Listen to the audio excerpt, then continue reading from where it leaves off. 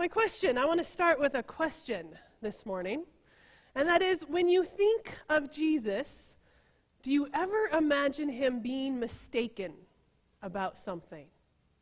Do you ever picture Jesus just being wrong or changing his mind? I can imagine him telling the disciples, forget that, scratch that, I had that one wrong, let's try it again. Do you ever think he might have done that? It's not an image of Jesus that's often preached about from the pulpit or taught in Sunday school. Did he get it wrong? Usually, though, we look to Jesus for guidance, for assurance, as the example of what to do and how to live our lives. We look to Jesus for the answers, although sometimes we look to Jesus for the questions, because if you pay much attention to the Gospels, he doesn't give a lot of answers, but he does ask a lot of questions.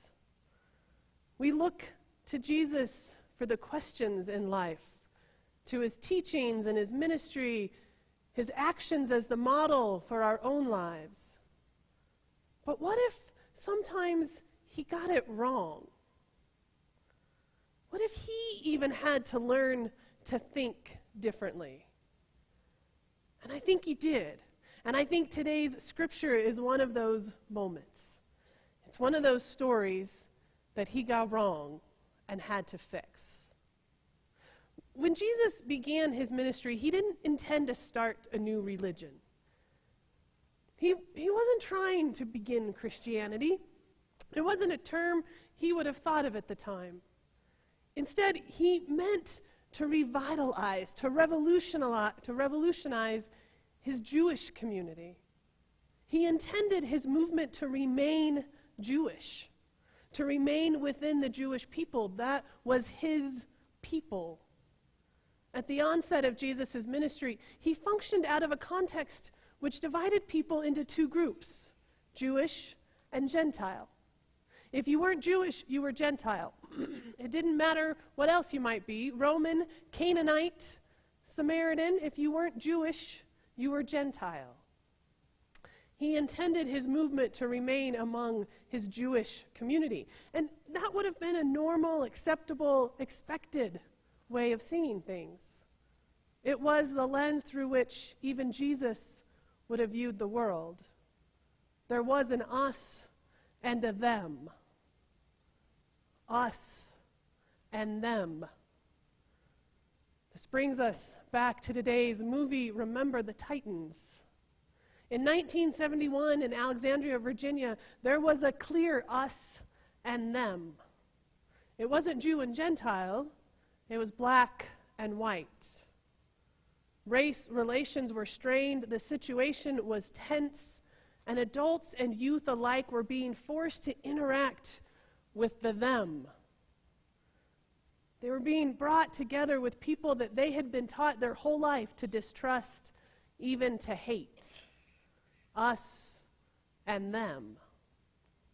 Coach Boone is the new head coach of the newly integrated high school football team, and he's the first ever black coach coaching white football kids. And he understood that the team would never come together and be a new community unless they learned to think differently about each other. Unless they changed the lens through which they viewed their community and one another and the world, they could never work together. And so he sought out to teach them to think different, to see each other differently, to open themselves to new understandings of the people around them. And in turn, those who opened themselves to this new understanding of their community became a witness to others, a ripple effect. There's a scene at the beginning of the movie which portrays this exceptionally well. It's that moment that he was able to teach them to think a little different. But at the beginning of the scene, the teenagers and the adults are still stuck in their old way of thinking. They haven't come together yet. They haven't been able to see each other as anything else than us as them, us and them. And so Coach Boone decides to wake them up really early in the morning before they've had a chance to think. wake them up when they're still tired, and maybe he can offer them something new. And he leads them on this run. And they don't know where they're going, and they don't know what's happening, but he leads them on this run. And then we see this. I don't care if you like each other, but you will learn to respect each other.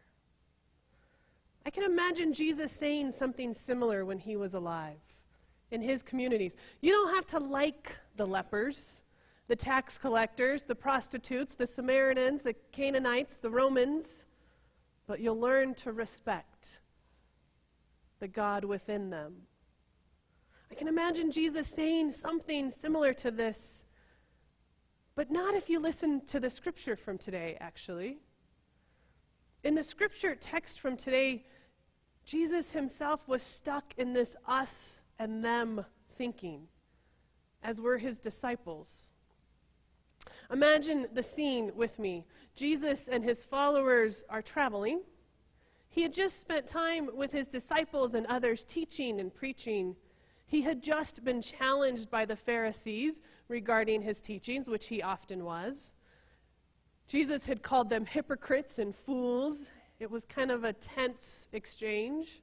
His disciples didn't understand what he was saying, which was often the case, and so he had to explain again what he was talking about. He had to explain something he'd hoped would be obvious to them. I imagine Jesus was tired, frustrated, maybe just wanted to get away. Have you ever felt that way? Tired, frustrated, you're ready to just go get away. And it's in that mindset that the Canaanite woman approaches. And she doesn't just gently, quietly walk up to him. She comes shouting. She comes yelling. She comes invading his space. And he does something that we don't often see him do in Scripture. He ignores her. He keeps walking and almost pretends she's not there. A woman in need is approaching him, asking for help, and he ignores her. The disciples just want Jesus to get rid of the woman. She isn't a part of their group. She isn't a part of their community. She tries again, and Jesus basically tells her he's not interested in helping her. His words, "I was sent only to the lost sheep of the house of Israel." He says to her, "You are part of the them group, and I just came for us. Go away." She doesn't give up, though. She tries again. She even kneels at his feet in front of him. And his response this time, as she's kneeling at his feet, as she's asking for his help to cure her sick daughter, he blows her off again with the words, "It's not fair to take the children's food and throw it to the dogs." He's basically just compared her sick daughter to a dog. There's good reason preachers don't often use this story on Sunday mornings. It's not the best image of Jesus. It's not, I think, when he got it right the first time. But then something profound happens. It's that line that you've maybe heard before, and people say, even the dogs get the scraps from the master's table. She has a comeback as quick as he does. This Canaanite woman, this member of the them group, someone outside of Jesus' community who he had no intention of helping, this woman had the audacity to challenge Jesus, to challenge his way of thinking, and it gave him pause. And he began to think differently. Many biblical scholars have argued that this story was a turning point for Jesus and his movement. They will argue that it's this encounter with the Canaanite woman that changed Jesus' thinking about who he was meant to serve and who was intended for his message. He expanded his ministry outside of the Jewish community after this encounter. Perhaps he stopped that us and them thinking. He learned to think differently, and his message, his ministry, his influence expanded. This scripture, it can be a powerful reminder that it's easy for us to get trapped in the us and then them thinking, especially when we're tired and we're frustrated and we just want to be left alone. We can get trapped. Remember the Titans is a powerful reminder that learning to think different is hard, and yet it can be life-changing, not only for us, but also for those around us. Together, this scripture and this movie are powerful reminders at any time, but they're especially relevant, I think, for us at this time, in the midst of a presidential election season. Talk about us versus them thinking. I don't know how many friends had told me that they've been unfriended on Facebook because they support one candidate or another. We're surrounded by this us versus them.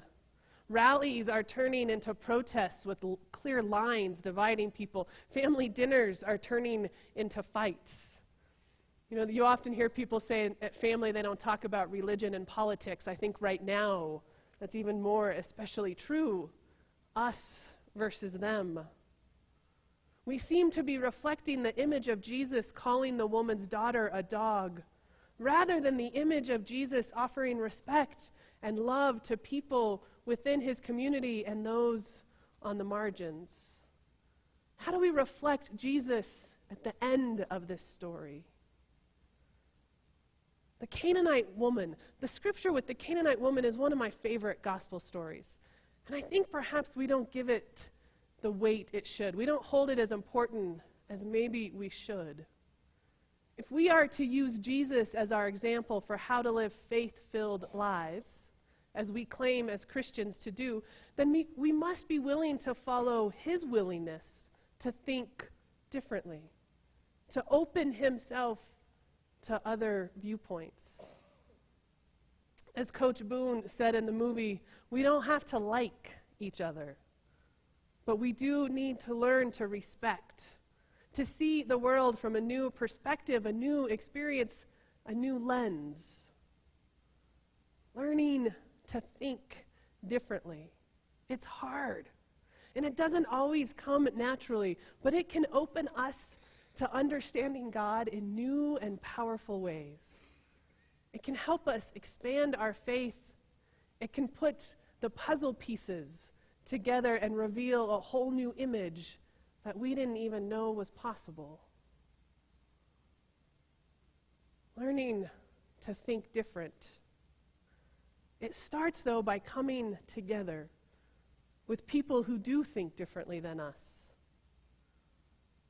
which is fitting on Communion Sunday. At the end of Jesus' ministry, he gathered with his community around a table. And it's that table which has become a key component to our life together as Christians. A table in which all are invited, all are welcome. There is no us and them. There is no insiders and outsiders. There's no barrier to this table because it is God's invitation, God's table. There's no barrier to God's love. Imagine if we could accept and offer that same openness to one another. I think we can, and I think it begins by accepting the invitation to come to the table, to sit with those who think differently, to learn from one another. Begins at the table.